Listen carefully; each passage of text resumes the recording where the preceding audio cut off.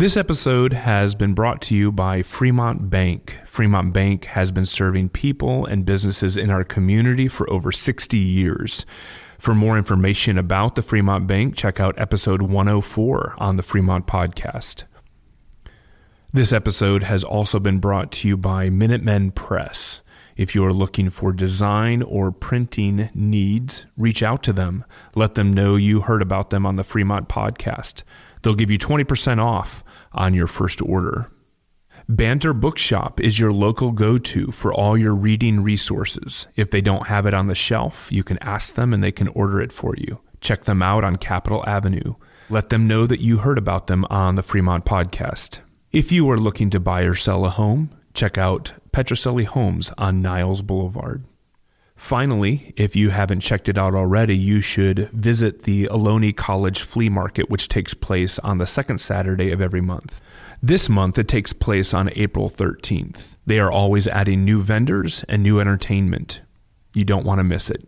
We also want to give a big shout out to Niles Farmers Market. Congratulations on 1 year of being here in this community. Thank you for helping make Niles a better place. One of the things I was really afraid of was writing this story, filming it, and putting it out there, and then, getting backlash. Right. And I don't care if I get backlash from anybody else, but the Indian community. I was so afraid that they were going to turn around like, "How dare you?" Yeah. And I'm pretty sure maybe some people are questioning, but I can say like so far, the people who have come up to me, the women, the survivors. The young kids coming up to me and thanking me because they never knew, or coming up to me and thank me because I actually said something about it. It was so, my heart just burst, honestly. Coming to you straight from Fremont, California, this is the Fremont Podcast, dedicated to telling the stories of the past and present of the people and places of the city of Fremont, one conversation at a time. Let me just park my bike here. I saw some guys from the East Bay Regional Park District working on something by the creek, and I'm wondering where it is.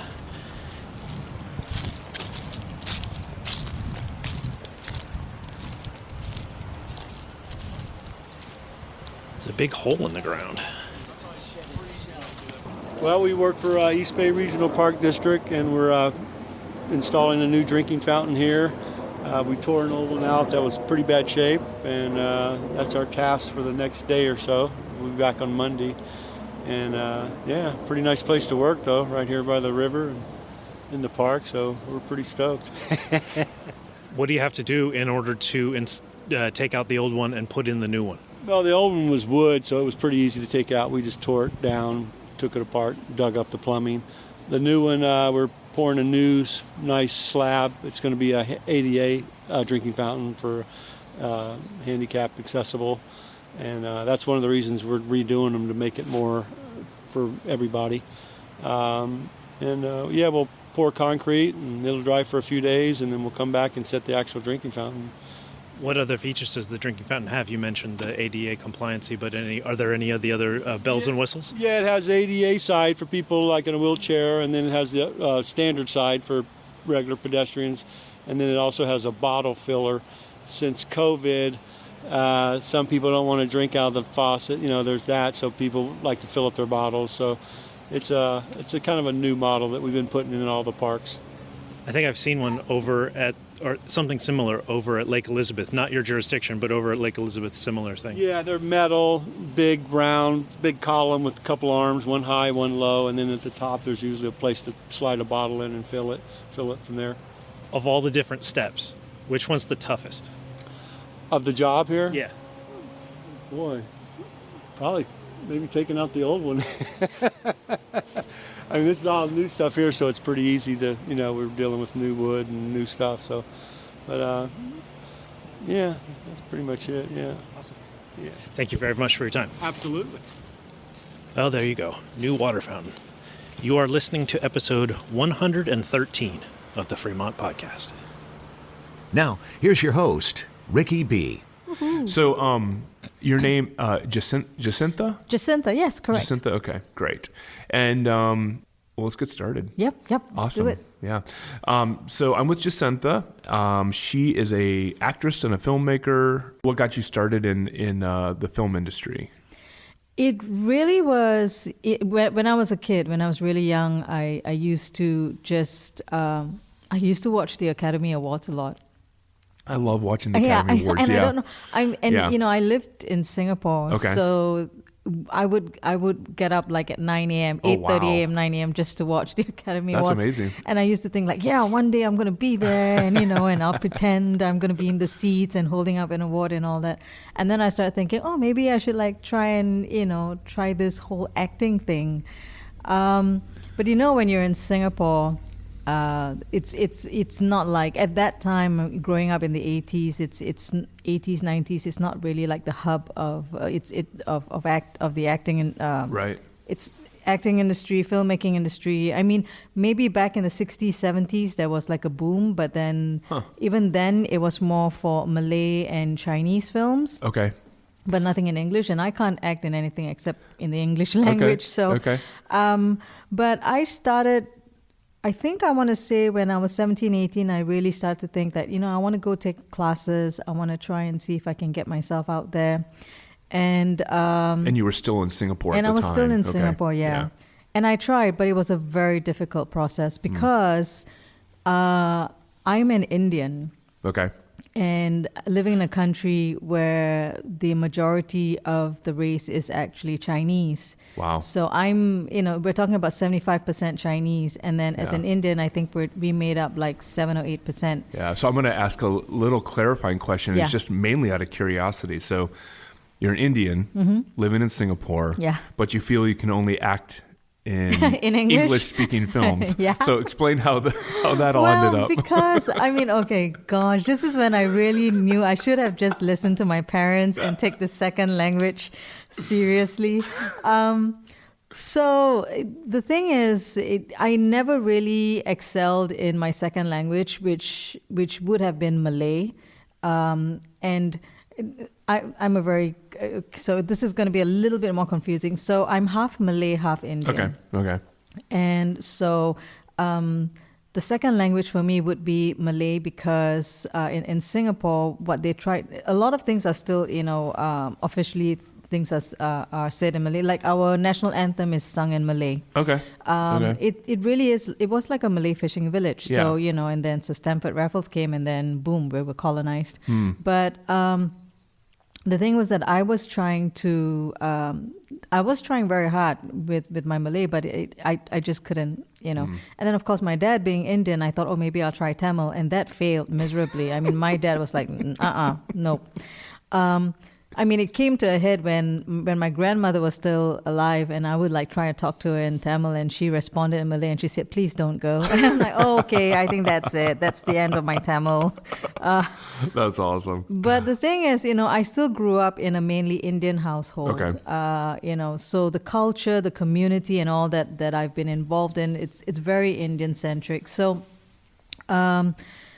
what I really had was English. Okay. And I excelled in English in school and, I loved taking English classes, history lessons, Bible knowledge, everything was in English. Yeah. So that's why for me, I just thought, well, I'll be the Indian girl who's going to, tell stories in English or, act my way in the English language. Unfortunately, like I said, in Singapore, my thing is society always pays for what society wants to see. And if 75% of society is Chinese, they don't necessarily want to see an Indian girl. That's right. And oh, wow.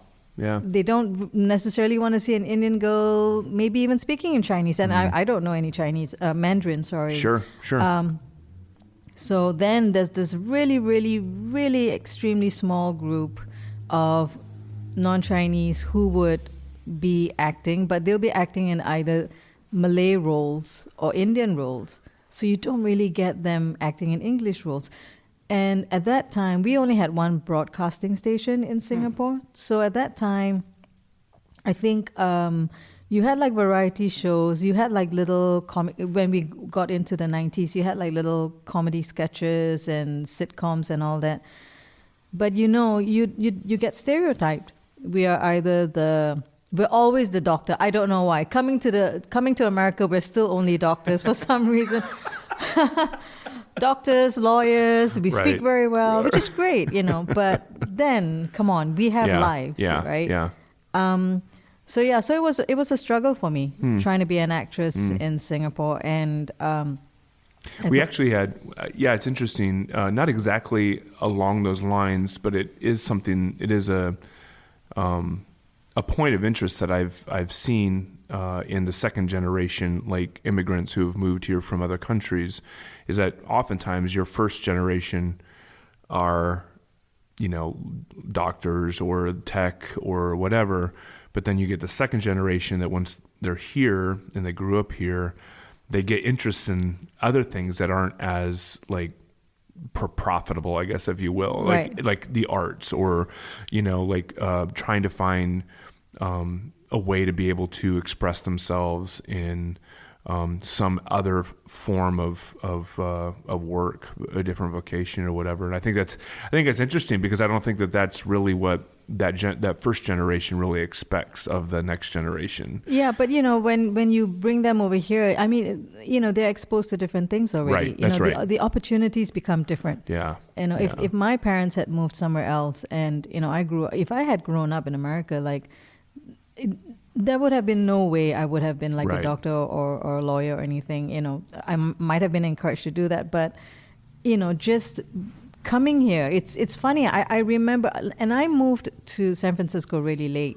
In my life. I got married and I moved when I was 30 years old. Wow. So you were living in Singapore until you were 30. Till I was, if you really want to get down to it, it's like 29 and a half. But I moved when I was 30 years old, and I can tell you, like, when I got to San Francisco, I told myself, like, I'm going to reinvent myself as an actress, because now I have these opportunities. Because I knew in Singapore, I felt like I had 3 strikes against me when I was in Singapore. A, being Indian, B, being female, and C, not holding a college degree, a university degree, and which is a huge thing, you need in Singapore, and I guess all over the world. Was it difficult for you as a female to get a college degree? I don't know. No, it's not that. So it's that wasn't that. It wasn't that. It was that I really wanted to do media. Okay. Or not necessarily journalism, but I wanted to do film. Okay. And I wanted to study film. I wanted to study media, but they made it extremely hard to get into a media program. They expected you, at that time, I'm not saying now, right. At that time, they expect you to have an A in maths to get into a media program. And I never understood that. And my maths is atrocious, along with my Malay and my Tamil. So I was like, wait, what are we going to be doing in media with maths? Right. Like, I can count up to a million, but Sure. We'll be right back. You can hear the rest of this conversation in just a moment. There's going to be an author event at Banter Bookshop in downtown Fremont on Capitol Avenue. Tuesday, April 16th, 7 p.m. to 8 p.m. The author Rachel J. Brown will be discussing her book, For Fork's Sake, a quick guide to healing yourself and the planet through a plant-based diet. A much more detailed description of what that book is can be found at banterbookshop.com/events. And again, it will be April 16th, so scroll down until you reach it. The author event is totally free, but you do have to click the Buy Tickets button, because that's just how it works. But it's totally free. And, obviously, the book itself will be available during the event, but you can also pre-order it from banterbookshop.com. The Ohlone College Flea Market is happening every second Saturday of the month from 9 a.m. to 3 p.m. on Ohlone's Fremont campus. Can I ask you, what are you hoping to find today? It's just interesting to see what's out there, and you never know what you'll find. Treasures. Hey, Van, if people want to contact you, how do they get in touch? So our phone number is 510-659-6285, and the email is fleamarket@ohlone.edu. More information can be found at ohlone.edu. /flea-market. Fremont Bank has been in business for 60 years. For clarity, Fremont Bank is the Fremont Bank that you see on almost every sponsored by banner in town. Fremont Bank really likes helping out the community do the things that it wants to do. And now it is a sponsor of this podcast about community in Fremont. Thank you, Fremont Bank. And now, back to our conversation. And I started hustling, trying to find acting jobs in Singapore. But like I said, it was hard. And then I decided, like, I don't know, when I came to the US, I mean, I was really blessed. I think I found the right connections and the right people. And I did end up actually landing a pretty big role. In Singapore? In Singapore, okay. yeah. And it was it was actually based off a play, a very, very popular play called Army Days. Okay. And, in Singapore, you have to serve the army for boys when you turn 18. Yeah. So it's called Army Days, and it's about these four, I think there were 4 of them or 5. There were 4 or 5 of these army recruits and their lives of going from boys to men in the army. Yeah. So I played, like, obviously the Indian girlfriend who's over dramatic, run around the trees, looking for her lover kind of thing. Can we find this film somewhere? I hope not. I'm sure you can, but I really hope. No, listen, I'm proud of it. To be honest, I'm proud. At first I was like, oh gosh, but now I'm really proud because, it still got me a start, That's right. And I don't want to be ashamed of it. Yeah. But yeah, you might find a clip of me somewhere running around in a sari, I got that role, and then I thought, oh yeah, everyone's gonna come for me now. Right. I thought it was like Hollywood. Yeah, the phone is gonna start ringing. Like I actually thought literally the phone was gonna start ringing, and it didn't ring. And my friends are like, hey. They call me Jessie, like, Jessie, so, what are you going to do? Like, the movie's out and you were great in it. And I say, yeah, I'm just waiting for the call. Like, what did I know? That's awesome. But the calls didn't come. Well, no, I'm sorry. One call did come in and it was to act as a maid. I'm like, excuse me? It's like, there's this role we need, and you'll be the maid. I'm like, oh, okay. So what's the storyline? And you're gonna be this maid, and you get killed by the employer. I get killed. So you get killed by the employer. Okay, with a spanner, which is I think you call it a monkey wrench. Okay. Oh my word. Yeah. I'm like, what? Yeah, you get hit on the head and you fall down the stairs. I'm like, what is going on? What is happening? It's like all of a sudden I digress into horror films or something. Yeah. Yeah. But I took it.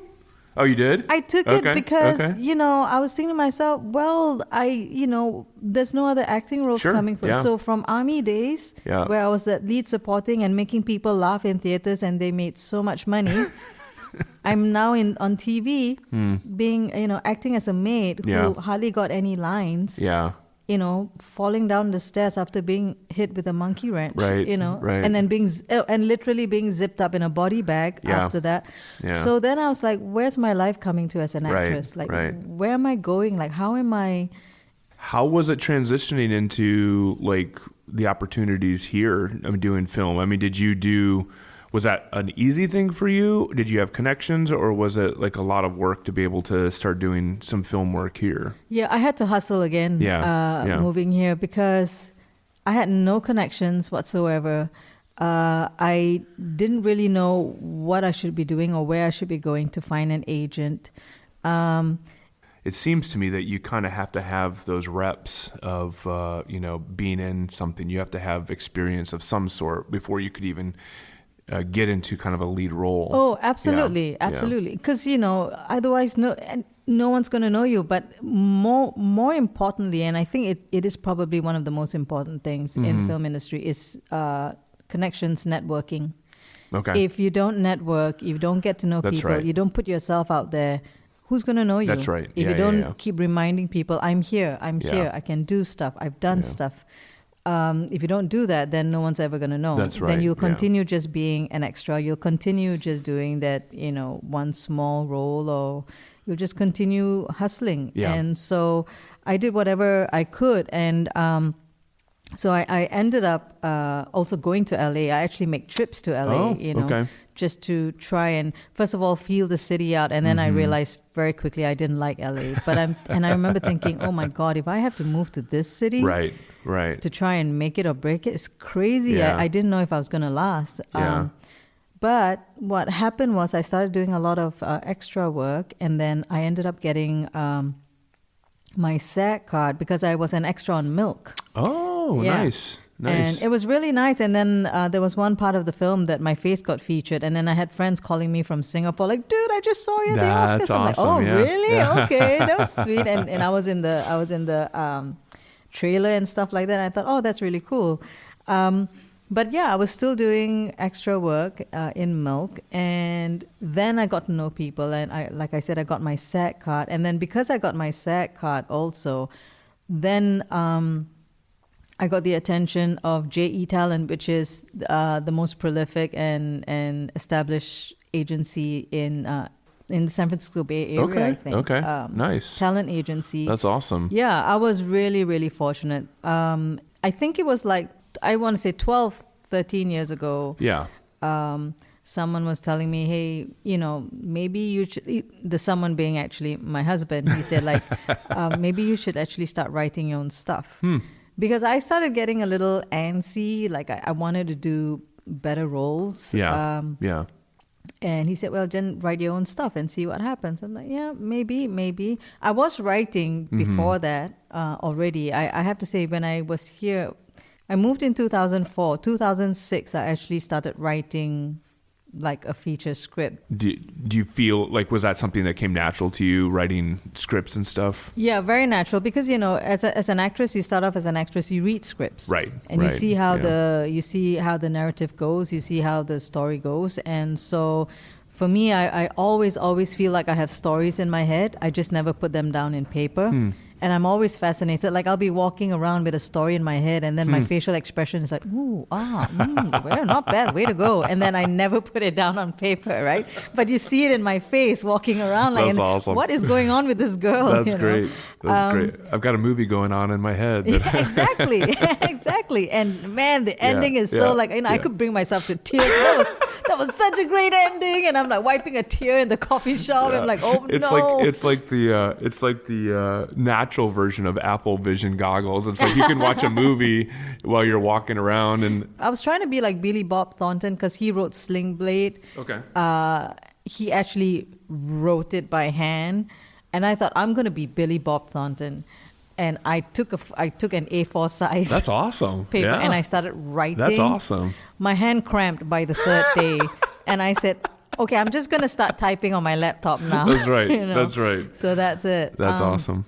But yeah, I actually formally started writing my first script in 2006. Okay. And that was actually, and I thought, well, I'm gonna write something that I know, and what I know is that I miss my dad. And my dad passed in 2000, in 2000. And so there were always so many things I wish I had told my dad before he passed. And so it's a semi-autobiographical screenplay. That's cool. And and it was really cathartic, in some ways. And but then I put that aside after that, then continued a bit more with acting.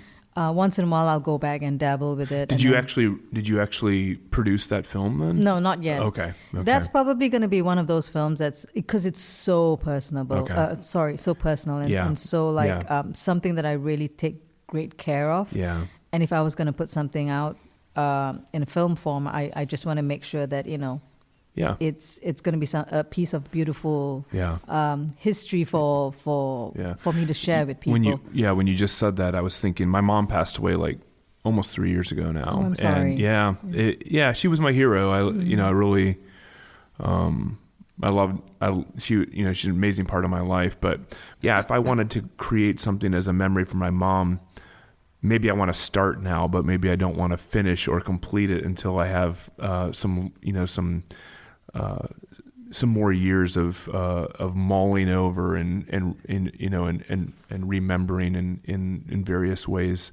So. Yeah, that's exactly it. And I think that was probably also one of the reasons, because I found myself going through this motion of I just couldn't write. Like I just literally could not write anymore.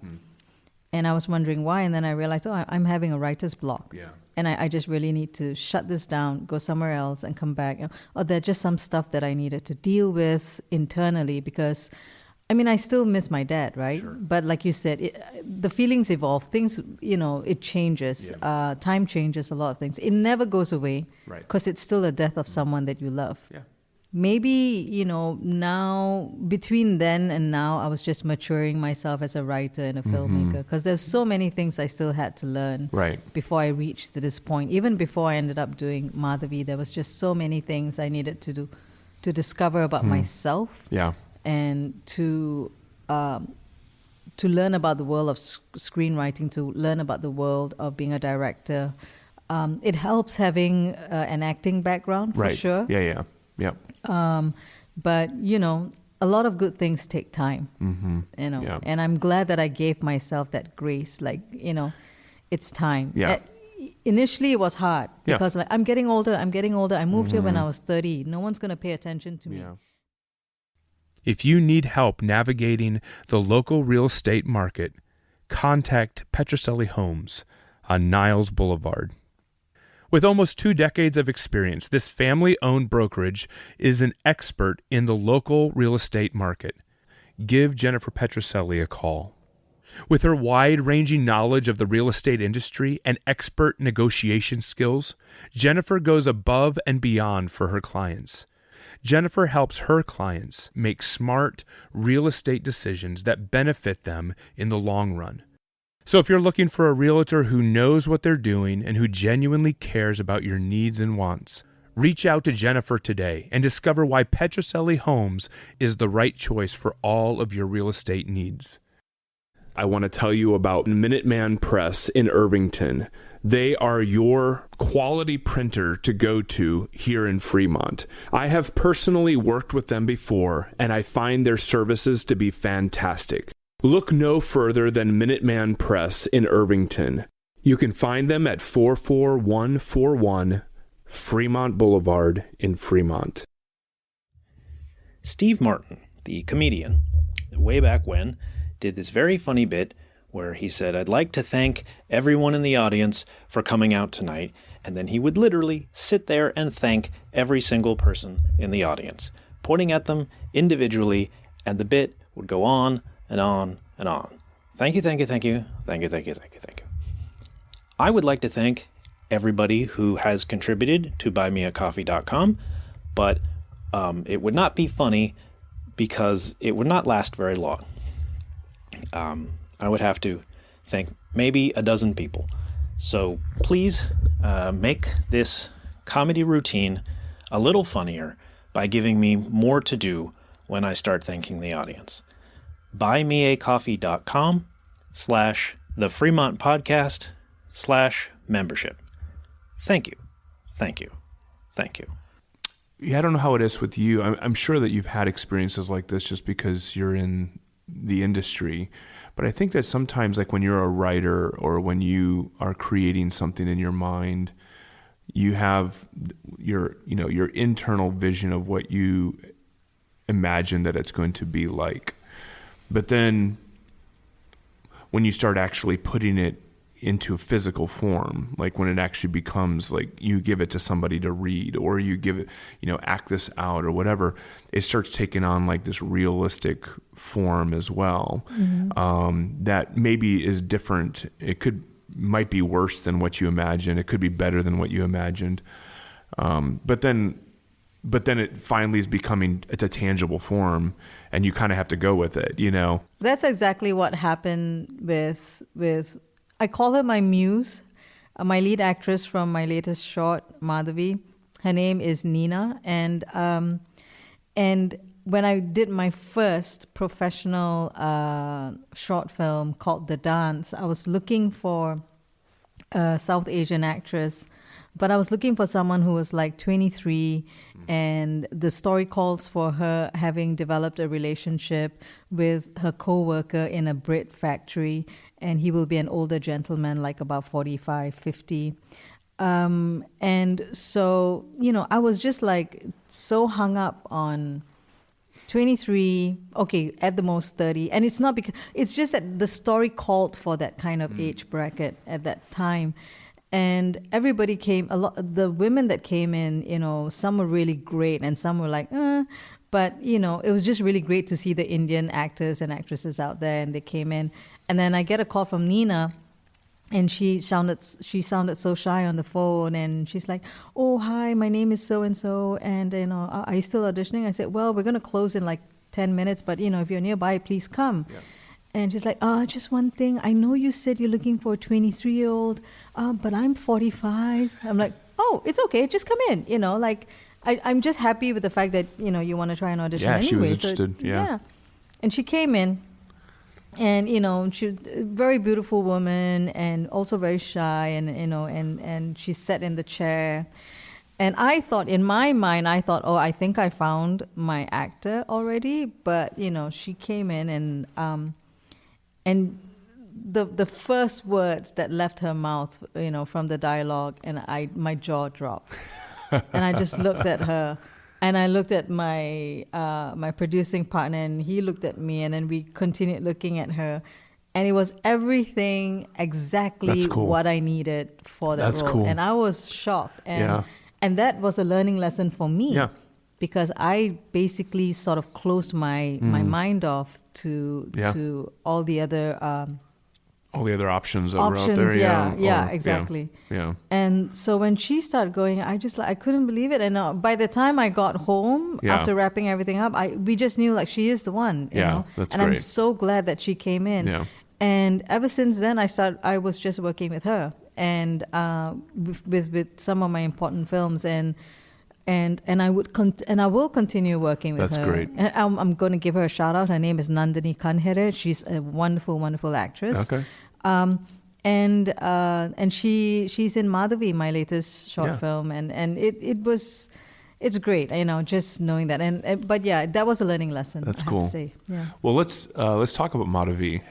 Is that's the one that we're here for? Yes, I think. Yeah. So tell me about the where did this come from? Where did this story come from? So I actually did just watch it last night, and so it's pretty fresh on my mind. I was very moved by it. So the basic storyline, from my perspective, is a woman who is part of the Indian community, and you find out through the progression of the story that she left her husband because of the abuse that she was going through. Madhavi? Madhavi? Hey, Ma. You work here? Yeah, it's been a year now. Has it been that long? Oh, it's so good to see you. Are you all okay? Yeah, I'm okay. How are you? Same. Seems just like yesterday we were making barfi for Diwali. You know what? You should come to my house tomorrow. Tomorrow? Samosas with Priya and Seema, just like old times. Oh, I don't know. Where did this come from? What inspired this storyline for you? So it really all, I want to say that I think it all really started about, this is close to, when I was 2021, I was in a abusive relationship. So I went through domestic violence, and it wasn't the prettiest thing, obviously. But I always told myself at that time that I guess one day I'll tell this story somehow. But it's such a important topic, and also a very sensitive topic. And at that time, I didn't think I felt equipped enough to tell a story. But as years went by, I want to say I'm pretty proud of myself for how far I've come.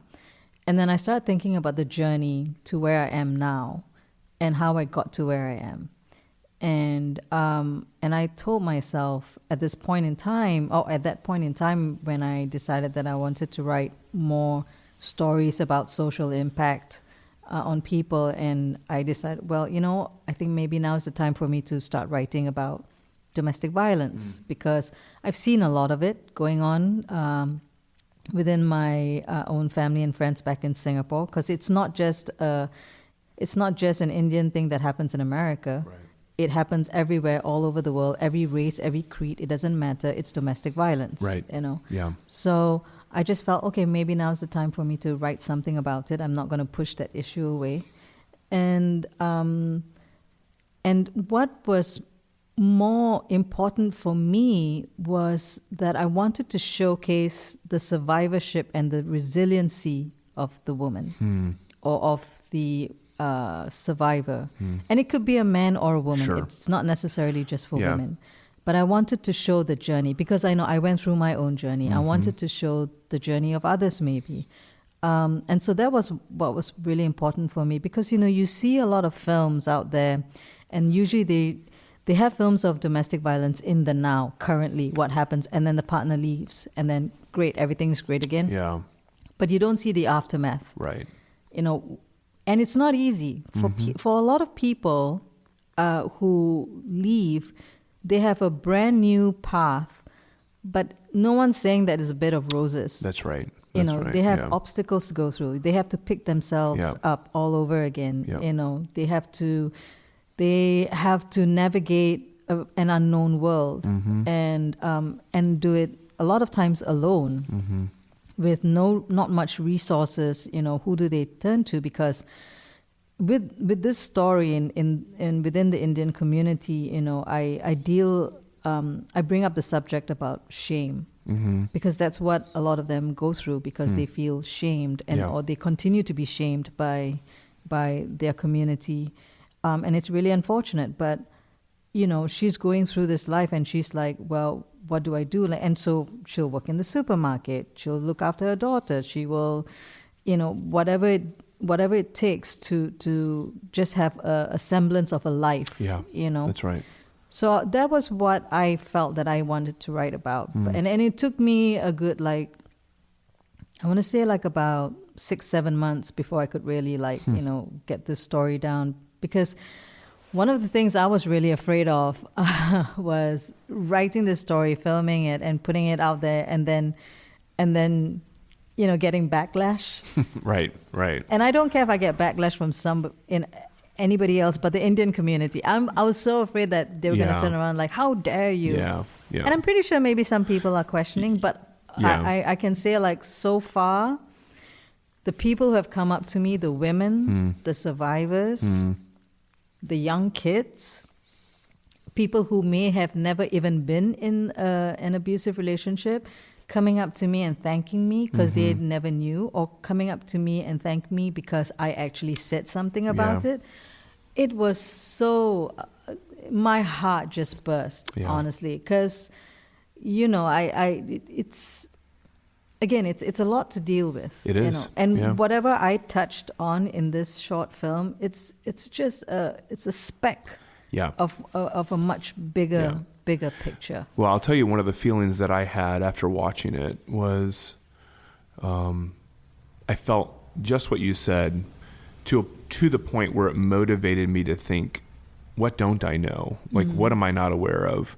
Because I think when I watched it, the film was, 13 plus minutes long. So it was a short film. But when I got done with it, I was like, this is just a like you said, a speck into this kind of a scenario, this type of situation. And I thought, man, if that's just a small fraction of somebody's life and their experience, what other things would they be going through? What other things might they feel and experience that, we completely dismiss or we just ignore, in some way. And so I felt like it for me, I felt like the film raised a lot of curiosity that allowed me to think about, what is it that I'm ignoring, or what am I not paying attention to, and who might I know that might be going through a similar situation that I might need to be more conscious of, or just be aware that it's there. If you grew up in America or in a country where there's not as much of an honor-shame dynamic, it certainly could be we don't understand some of the ways that things happen in certain homes, in certain places, in certain people's lives. And that really is because of culture, because that's not to dismiss domestic violence in America in itself. I was made more aware of a lot of other stories. I picked up this book called No Visible Bruises. I forgot the author's name now, but she was fantastic. And I'm reading a lot about how domestic violence exists within even not just the South Asian communities, but even in rural areas of America where, these women don't really have much resources. They don't know who they can reach out to. And when you're dealing with domestic violence within America, suddenly I'm reading about guns. And then I'm like, oh my gosh, it's really it's a whole new spectrum, right? And that's why I say it's a speck. That's of, right. Of what we are really dealing with. And so for me, when it came to writing it about the shame and all that was just one aspect of the character having to deal with it. I'm hoping to do the feature. I've been asked about doing the feature a lot, and I'm working on the script now. And part of the feature, what I want to talk about is immigration. Because a lot of people don't know, a lot of the women who marry, and they, a lot of them are in arranged marriages, and they come here, right? And they may not really have that visa. They don't really necessarily may have the green card. And I learned this through stories from survivors. Wow. They've been lied to. They say that they're going to get a green card, but they've never seen the paperwork. Wow. The minute you leave an abusive marriage, if you leave and if you file the papers, you lose your visa, and therefore you immediately become an illegal. Wow. And I didn't know that. Wow. I only found out about it while I was doing research for Madhavi, and I was talking to a lot of immigration. I was talking to an immigration lawyer and advocates who deal with survivors, and they tell me these stories. So these women, they have to. It's a whole new ball game trying to leave a relationship like that. There's a lot of prep work that comes in. Yeah, a lot, and I discovered so much. I couldn't believe what I was actually hearing from them, and and they say once you leave, they really leave the life that they had. And they really have to start anew, but they also have to know that they'll be illegal. Wow, so that's amazing. The lucky thing for San Francisco, and I think it applies to the San Francisco Bay Area, is that but we're a sanctuary city. Okay. So there are resources, and it can be. I mean, you can get help, but you might be in a limbo for 6 years being an illegal. Wow. Because that's how backlogged these cases are. That's crazy. Yeah. It is crazy. Yeah. And a lot of times the abusers have won because they have money, they have the house, they can look after the kids. And a lot of times the women don't leave is because of the kids. Wow.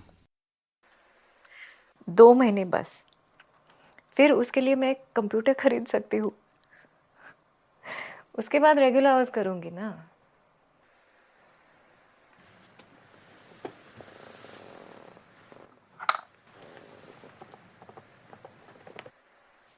Hello पापा. तुम्हारे भी तो सपने थे.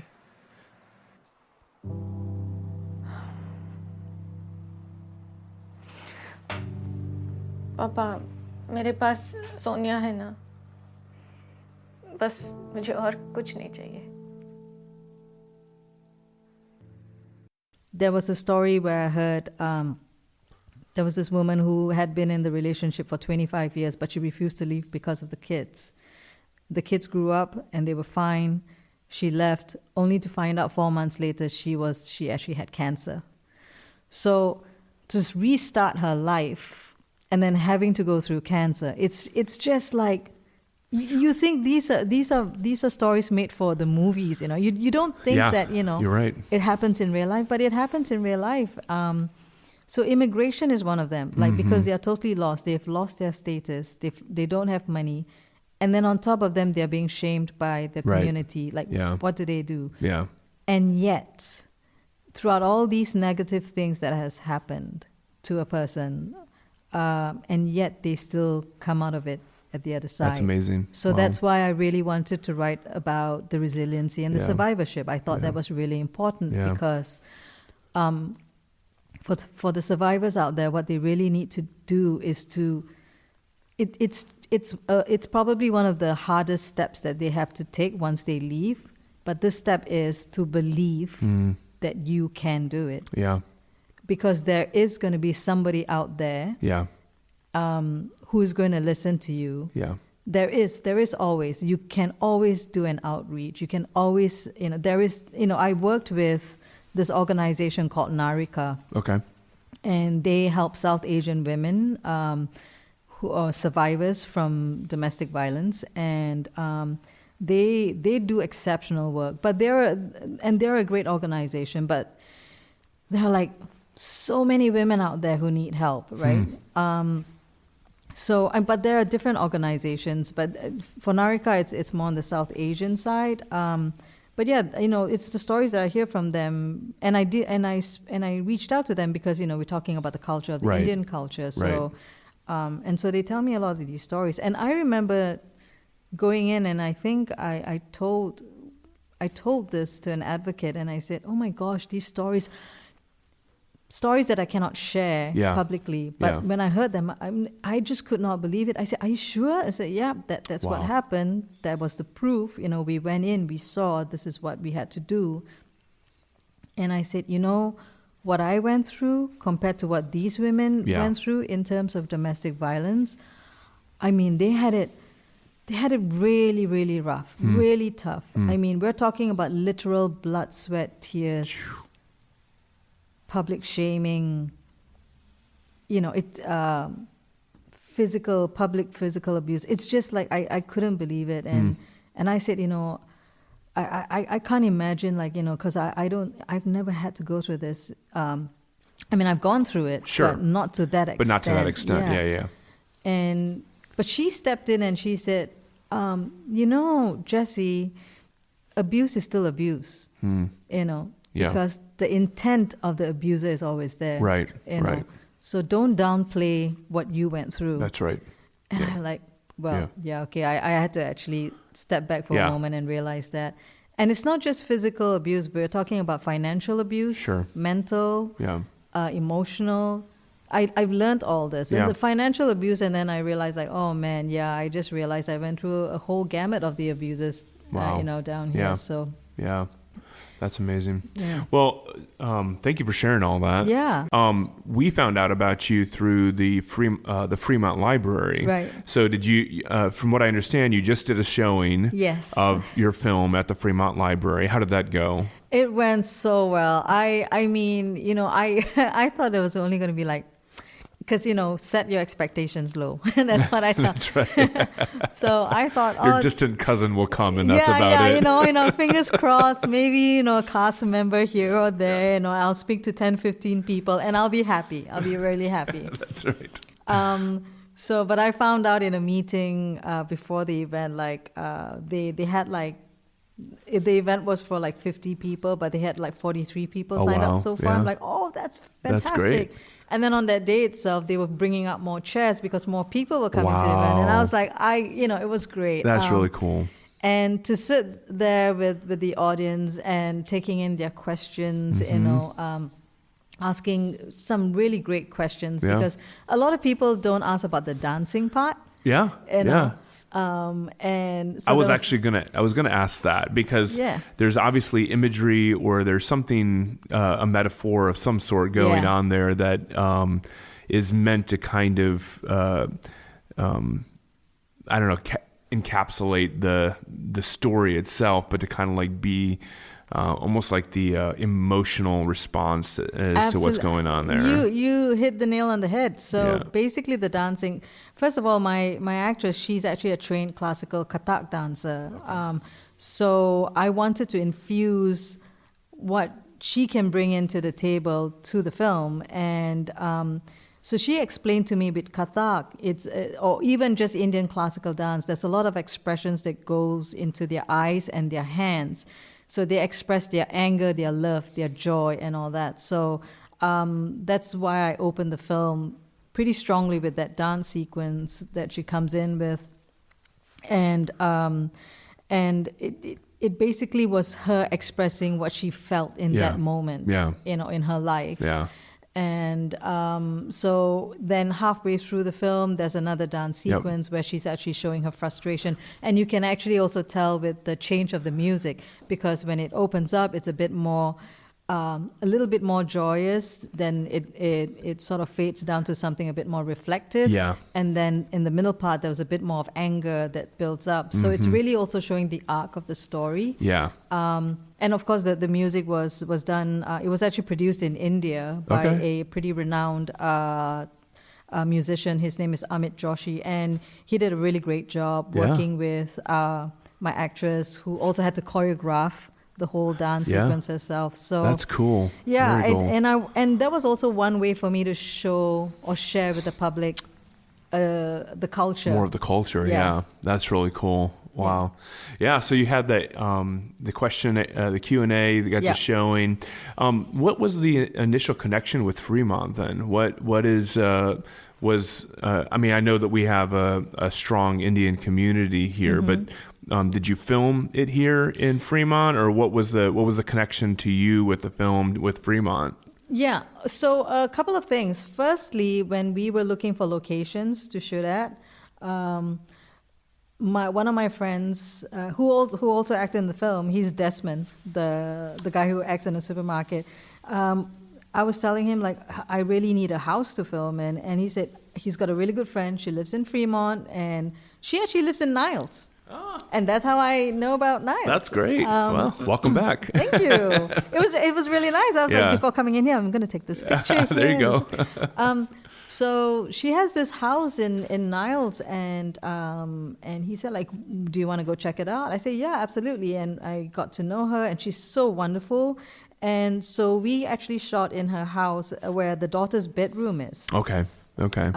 So we shot there, and then we shot at another house in Fremont, which is like the main scene. And this house belonged to one of the other actresses who played Hema. Yeah. It was actually shot in her house, and we're talking about the pivotal dining room scene. Yes. So that was shot in Fremont as well. And, of course, one of the best things when that was like the last day of shooting for the whole cast together. And, I mean, when you're in Fremont, you can't go wrong with Indian food as well. So, I had to make sure we catered. Like, did you have it catered in? Oh, yeah. It was great. It was one of the best tikka masala wraps I've ever had in my life. Probably the best. That's great.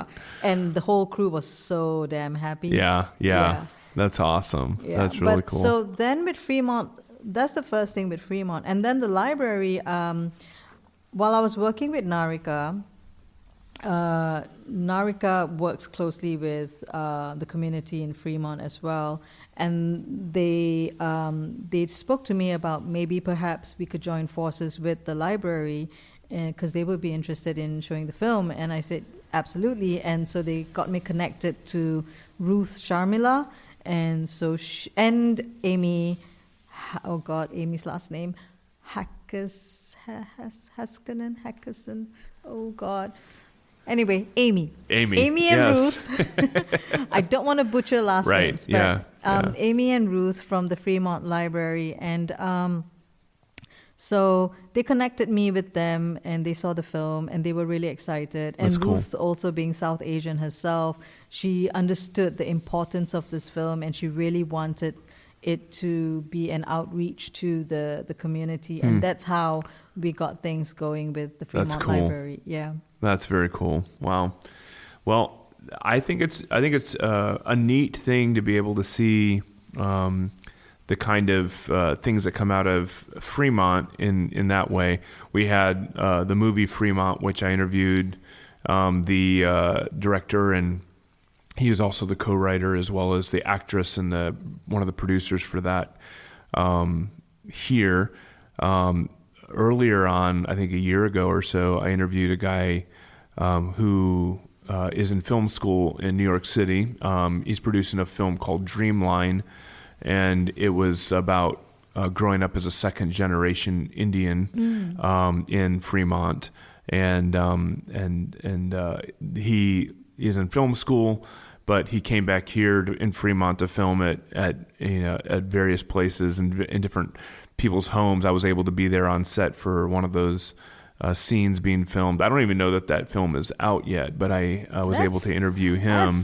That's so awesome. Yeah, I'm finding all these little. There's one other film that came out recently that got some attention as well. That was filmed here in Fremont. But are you talking about Didi? I think so. Yes. Yeah, I think he's from Fremont. Yeah, he's from right? Fremont. Sean Yeah. Wong or something like. Yeah. I wanna connect with him, I think, but I just think it's really cool. There's a lot of cultural attention happening with these films that are coming out of Fremont, and I think it's really important for both our city to be able to at least see a person's perspective on their on the way they view their life, or the types of social or cultural dynamics within the community, and I think that's really important. But I also think that, like, when you're dealing with abuse, it's worldwide. It's not just something that's taking place here in Fremont or the Bay Area or the United States or wherever. It's all over the world, and so I think that that's definitely something to be addressed, and I think you've done a good job of that. Thank you so much. Yeah. I mean, domestic violence, it's really an epidemic. People don't really see it as such. They think, it's a problem, but it's an epidemic, and it's very unfortunate, and we have to keep fighting it. That's right. But it's always going to be there. That's the unfortunate thing. Yeah. It's always going to be there, and people also have to be aware that as much as I think it's like 80% it's on women, but I think there's a good chunk of men who go through it as well. Right. And not just women and men, we're talking about the transgender community as well. Sure. And that was something that I also learned because I spoke to one of the caseworkers who was actually a transgender, and he said, like, he went through it too. And I'm like, oh, whoa, Wow. Yeah. You don't think about stuff like that, So That's right. you when you start actually opening up and listening to people, the more you're going to find out. That's right. And it's just really important to keep our ears open. Yeah. One of my first 3 episodes for the Fremont podcast was with a friend of mine. She's become a good friend of mine as of late, especially. But she founded the local chapter of a nonprofit called Room Redux, and they basically support children who've been through abusive situations. They go into their rooms and completely change, because a lot of times the abuse that they suffer is stuff that it happens in their rooms, in their bedrooms, and so there's kind of like these connections that they have to the space in which the abuse has taken place. So what Room Redux is they go in and they will basically transform the room entirely. So it's kind of like a one-day project. They bring in a crew of people and they'll paint it. They'll bring in all new furniture. They'll bring in everything just to make the space a new and fresh space for them. Wow. Yeah, it's pretty cool. But it's specifically for children who've gone through confirmed abuse situations. And when I was talking with her, I was just blown away with the amount of cases that there are, not just in Fremont, but in the Bay Area. And then this is an organization, like I said, she started the chapter the Bay Area chapter of this particular nonprofit, but it's all over the United States. This organization is all over the United States, helping children in abusive situations. So how does it work? Like, does she find out like how the girl's room is? And they never meet the children. Oh. So they find out the situation through, I think, the court system or whatever, and then they make a connection. They set it up, and then the children and the family are gone, like on the Saturday when they do the transformation, and then they come back, and the children come back, and their room has been transformed. But because of the privacy and the need to keep things confidential, they don't ever engage with them, but they get the opportunity to make a difference in their lives. I mean, they'll get before and after pictures, and they'll send pictures with the kids there and stuff like that, but it's something that's very private and very confidential, but it's just an amazing thing that they're doing in the community. I've never heard of that. Yeah. That is actually fantastic. Yeah. I would love to speak to. Yeah. Her name is Tracy. Tracy's amazing. She's done a lot in our community. I could connect you with her. Yeah, I think that'd be really cool. Please, yeah, because like in the story of Madhavi, she also deals with her daughter, and that's right. I do want to also like show the impact that it has on the kids, and there's different, and there are various impacts depending on their age. Because when you're 7 and 8 or 9, you think differently when you become a teenager. That's right. So that's right.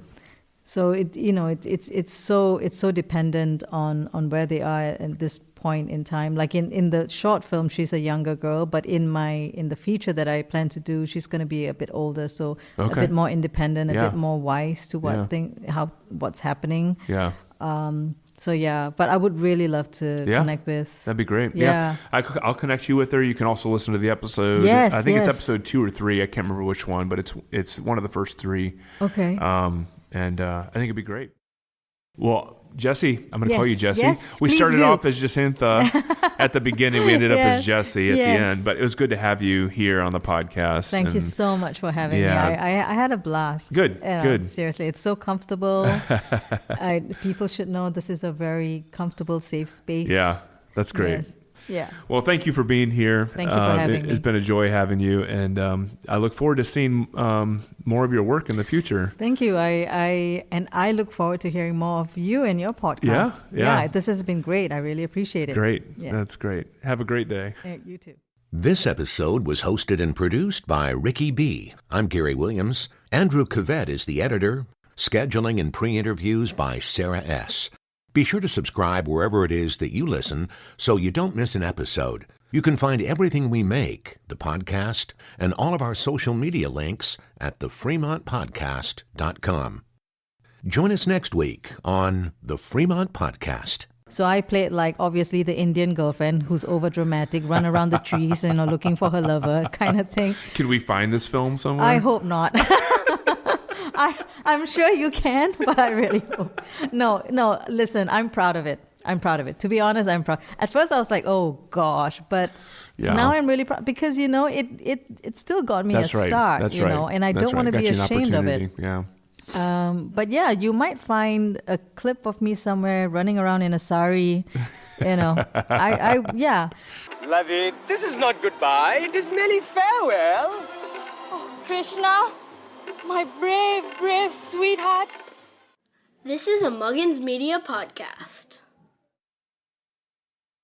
Thank you for listening to the Fremont Podcast. If you are an individual or a business that would like to be a sponsor partner on the podcast, please reach out at thefremontpodcast@gmail.com, or you can go to our website, thefremontpodcast.com, and you can reach out to us through our contact form.